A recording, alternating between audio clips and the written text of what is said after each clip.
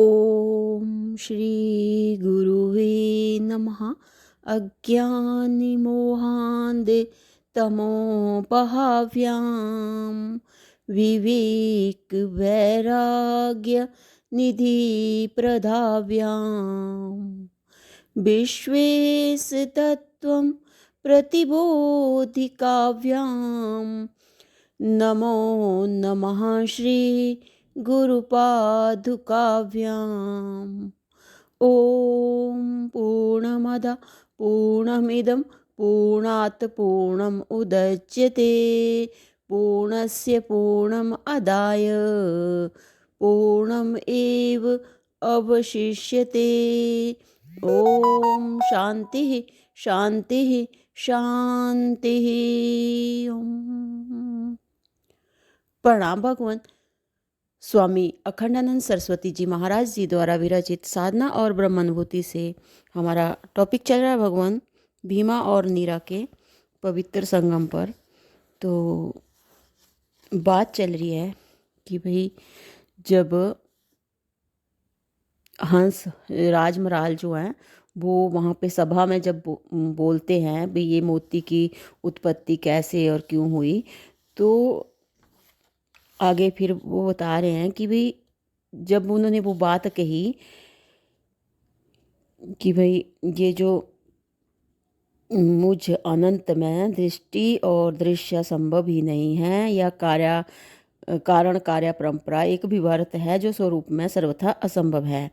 कहाँ मोती कहाँ जल और सब मैं ही मैं हूँ।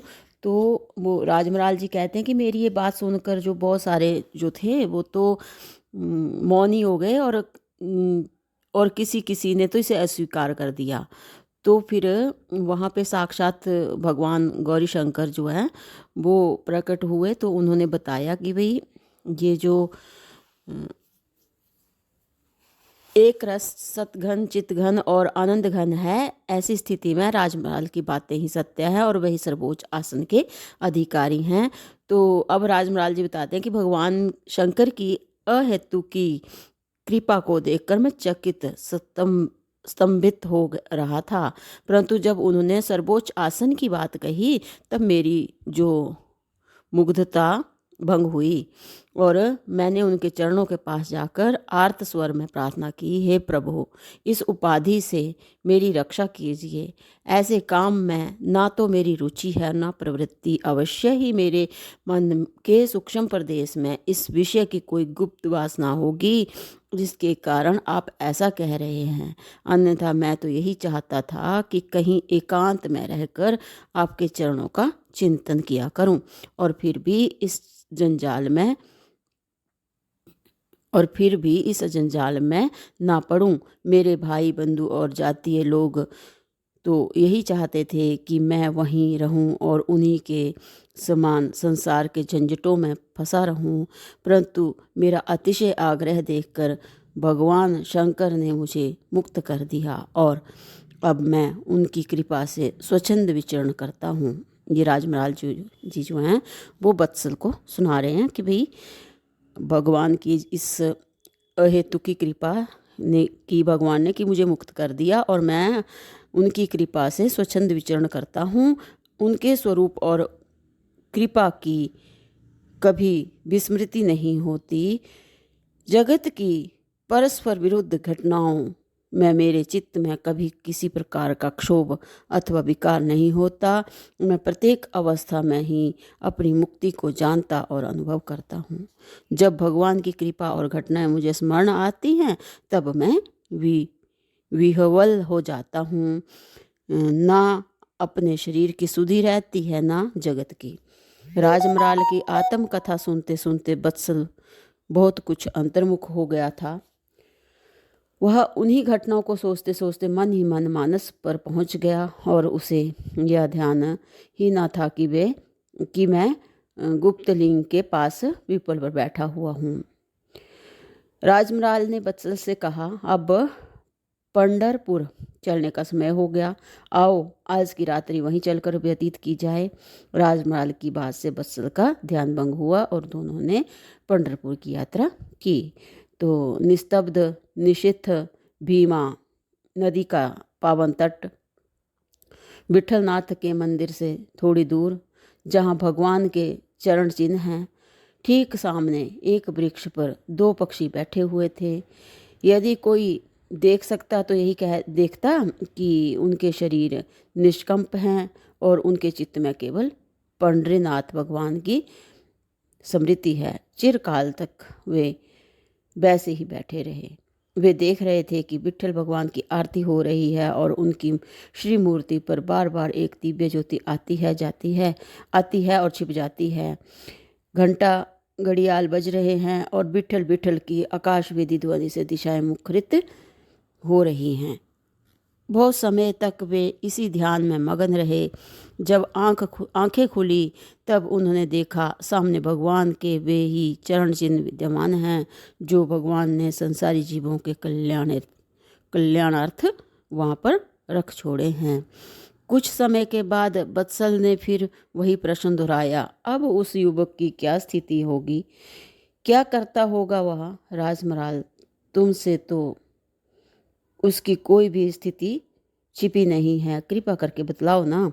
अब राजमराल को भी उसकी कथा कहने में आपत्ति नहीं थी, क्योंकि अब वे बातचीत करने की भूमि में उतर आए थे। उन्होंने कहा, अब उसकी स्थिति का क्या पूछना है, वह भगवान को प्राप्त करके कृतार्थ हो गया। हम लोगों के वहाँ से चले जाने के बाद उसकी साधना इतनी तेजी से बढ़ी कि भगवान की आरती करते करते वे शुद्ध होकर वह उनके चरणों में लौट गया। उस दिव्य लोक में उसका दिव्य शरीर भगवान का स्पर्श और आलिंगन प्राप्त करके अमूल चूल परिवर्तित हो गया और वह भगवान के श्री विग्रह जैसा ही चिन्मय और आनंदमय हो गया। आनंद की इस बाढ़ से उसका स्थूल शरीर जो भीमा और नीरा के संगम पर बैठा हुआ था, प्रवाहित हुए बिना नहीं रहा और उसमें भी स्पष्ट चिन्मयता आ गई। अब उसकी आंखें खुली और बाह्य जगत की और उसने देखा तो वहाँ भी वही दृश्य था जो अंतर जगत में उसने देखा था। उसकी टकटकी बंद गई। वह इस प्रकार निर्मेश नयनों से निहारने लगा कि उसके सारे प्राण और संपूर्ण अंतःकरण उस रूपधारी के पान में मस्त हो गए। प्रणाम करने की भी स्मृति न रही। भगवान ने स्वयं उसके कर कमलों से उठाकर भगवान ने स्वयं अपने कर कमलों से उठाकर उसका आलिंगन किया और उसे अपने साथ ही अपने दिव्य धाम में ले गए। उसका जीवन सच्चा जीवन हो गया।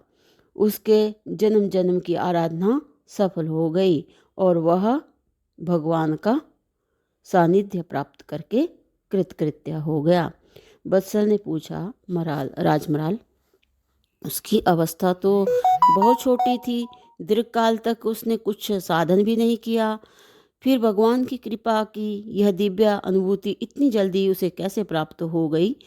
तो राजमराल जी कहते हैं कि भगवान की कृपा के लिए अवस्था अथवा साधना की कुछ भी अपेक्षा नहीं है। वे तो निष्कारण ही सबके ऊपर कृपा और प्रेम की अनवरत वर्षा किया करते हैं। जिसका अंतःकरण शुद्ध हुआ, जिसके हृदय में उसके लिए सच्ची व्याकुलता हुई, उसी ने उसका अनुभव किया। पूर्व जन्म में तीव्र तपस्या करने के फलस्वरूप उसका अंतःकरण शुद्ध हो गया था। वासनाएं नष्ट हो गई थी और भगवत प्राप्ति की उत्कंठा जाग गई थी। यही कारण है कि बिना किसी साधना के ही उसे भगवत प्राप्ति हो गई। अब बत्सल ने फिर राजमराल जी से पूछा कि भैया, क्या उसकी पूर्व जन्म की साधना बतलाने की कृपा करोगे? तो भगवान इसको जो है, इससे आगे वाला प्रसंग जो है वो हम अगले सत्संग से कंटिन्यू करते हैं। प्रणाम भगवान। ओम शांति शांति शांति। ओम।